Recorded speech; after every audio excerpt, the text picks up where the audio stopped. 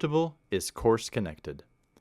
When you use Noteable, the most important thing to know is that it is connected directly into your university course or your school's learning system. What that means is that the course link you use to launch Noteable will define some of the course content that you can see. In a university, you will launch Noteable from your course in the learning environment.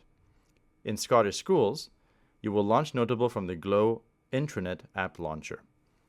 Once you are in, you can access your own files and folders, and you can code in the tools that you need, like Python and Jupyter, RStudio for R, or VS Code. If you teach or study on more than one course, you should always launch Noteable from the correct course link to see the right course folders, assignments, and permissions.